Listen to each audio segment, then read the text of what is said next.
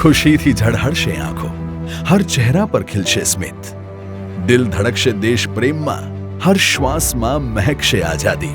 જ્યારે ધ્વજ લહેરાશે ઘરે ઘરે, જોવા મળશે વિવિધતામાં અનેકતાનું પ્રમાણ.